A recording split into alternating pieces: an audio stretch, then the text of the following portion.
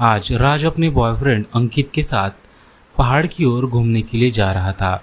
उनकी सिटी में, जो दोनों दिल्ली के एक सिटी में रहते थे, वहाँ पर घूमने के लिए पार्क के पास में एक पहाड़ था। वो वहाँ पर दोनों मिल के घूमने के लिए जा रहे थे। जाते वक्त राज ने अपने बॉयफ्रेंड अंकित का हाथ जोर से पकड़ा था। मन ही मन वो टीवी सीरियल के रोमांटिक गाने सोच रहा था जिसमें हीरो हीरोइन एक साथ एक दूसरे का हाथ पकड़कर जा रहे थे। लेकिन जब भी वो थोड़ी सी सुनसान जगह की ओर चले जाते हैं जहाँ पर लोग अक्सर घूमने आते हैं, लेकिन आज थोड़ी सी भीड़ कम थी। उतने में वहाँ पर कुछ लोगों की आवाज़ सुनाई देती है। शुरुआत में तो राज थोड़ा सा डर जाता है, लेकिन आगे जाकर वो सोचता है कि मेरे साथ तो मेरा बॉयफ्रेंड अंकित है, मुझे किसी से डरने की क्या ज़रूरत। अगर मुझे कुछ हो जाएगा तो वो मेरा ख्याल ज़रूर रखेगा। वो अपनी जान पर आएगा, वो अपनी जान पर लेकर मुझे ज़रूर बचाएगा। वही दूसरी ओर अंकित बस उसके साथ घूम रहा था। थोड़ा आगे जाते ही दो गुंडे आते हैं जिनके हाथ में धारदार चाकू था। वो चाकू देखकर राज डर जाता है। अंकित ने उसका हाथ उसी वक्त जोर से छोड़ दिया होता है। हाथ छोड़ते ही वो डरने लगता है और अंकित को पीछे देखता है तो अंकित वहां से जोर से दुम दबा के भाग चुका होता है। अंकित के भागते ही वो दोनों गुंडे उस पर हंसने लगते हैं। अरे तुम दोनों को देखकर तो लगता है वो तुम्हारा दोस्त होगा। अरे ऐसा कैसा दोस्त रहा, तुम्हारा हाथ छोड़कर भाग गया। और दोनों चोर उसे चाकू दिखाकर हंसने लगे। अब उसे धमकी देते हैं कि जोरदार चाटा लगाकर अभी के अभी तेरे पास जो कुछ भी है पैसा सारा माल निकाल, वरना यहीं पे चाकू से क्या होता है पता है ना। अब राज बेचारा डर जाता है। राज के पास उसका स्मार्टफोन था, वॉलेट वो रूम पर ही भूल गया था। वो अपना आईफोन निकाल कर उसे देने लगता है। तभी पीछे से एक मर्द जो कि अपनी बाइक पर जा रहा था, वो अपनी बाइक यानी बुलेट से नीचे उतरता है और धीरे से उन चोरों के पीछे से आता है और उसे एक जोरदार चाटा लगा देता है। अब तक उन चोरों ने राज के एक हाथ पर भी वार कर दिया था। जिस हाथ के बल पर वो गिरा था शायद उसमें एक फ्रैक्चर भी हो चुका था। अब ये सारी बातें देखकर वो चोर जो हंस रहे थे अब वो रोने लगते हैं, क्योंकि पीछे आया हुआ वो इंसान कोई और नहीं, ऑफिसर अभिनव था। ऑफिसर अभिनव पुलिस का उनके गांव का एक बहुत बड़ा जाना माना इंस्पेक्टर था। उसे देखकर चोरों की तो हवा टाइट होती थी। अब इंस्पेक्टर को देखकर वो दोनों चोर हाथ जोड़कर बिलबिलाने लगते हैं। कहते हैं हमें माफ़ कर दो, हमसे गलती हो गई, हम तो मामूली चोर हैं, हमें प्लीज़ छोड़ दो। अब इन चोरों को वो ज़रा भी नहीं छोड़ता और कहता है तुम दोनों को तो मैं थाने में छोड़ूंगा। तभी वहाँ पर उसका हाथ बहुत ज़्यादा दर्द कर रहा होता है, इसीलिए वहाँ पर राज रोने लगता है। मेरा हाथ लगभग उससे ऐसा फील हो रहा था कि उसकी बॉडी से उसका हाथ अलग हो चुका है। उसकी आंखों में वो दर्द पुलिस ने देख लिया था, इसीलिए जैसे ही अभिनव उसकी तरफ जाता है तो दोनों गुंडे दम दबाकर भाग जाते हैं। अभिनव उनकी तरफ देखता है, वो शायद उन्हें पकड़ भी सकता था लेकिन उन्हें नहीं पकड़ता और उन्हें जाने देता है। वही दूसरी ओर राज की हालत खराब हो रही थी। ऑफिसर अभिनव उसे लेकर एक हॉस्पिटल चले जाता है। अपनी बुलेट पर उसे अपने आगे बिठाकर उसके एक हाथ पकड़कर वो उसे अपनी बाइक पर बिठाकर ले जाता है, मानो कोई एक मूवी का सीन चल रहा हो जिसमें हीरो हीरोइन एक साथ चल रहे हो। कहीं ना कहीं अभी भी राज अपने होश में था। राज उसकी और तरफ देख रहा था, वो उसकी बाह और उसके फेस की तरफ देख रहा था। हैंडसम फेस, एकदम क्लीन शेव, एकदम मिलिट्री टाइप, एकदम स्ट्रांग लड़का जिसे कहते हैं वैसा मर्द टाइप लुक।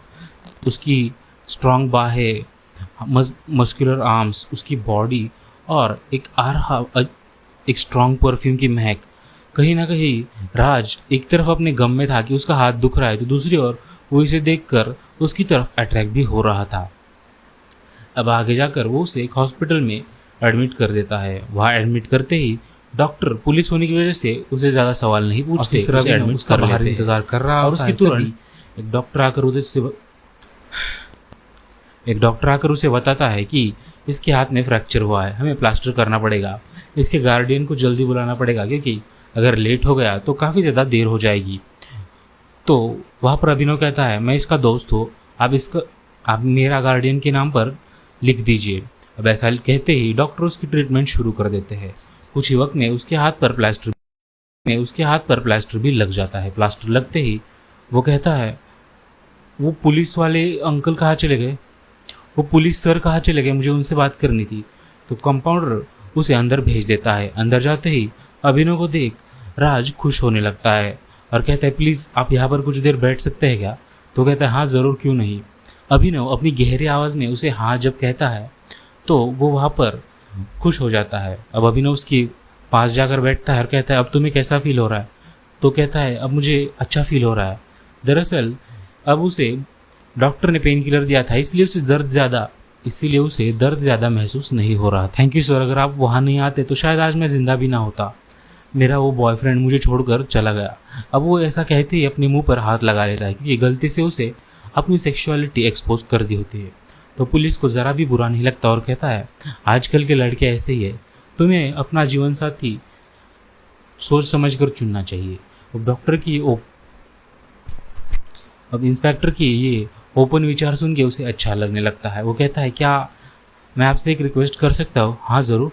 तो कहता है, क्या आप मेरे प्लास्टर पे अपना नंबर लिख सकते हैं? तो पुलिस कहता है, तो अभिनव कहता है, क्यों, ऐसा क्यों? तो कहता है कि अगर मुझे कभी ज़रूरत पड़ी तो मैं आपको कॉल करूँगा ना, और वैसे भी इस प्लास्टर का क्या ही फ़ायदा, उतर ही जाएगा ना। इसकी मासूमियत देखकर कहीं ना कहीं वो अंदर ही खुश हो रहा था।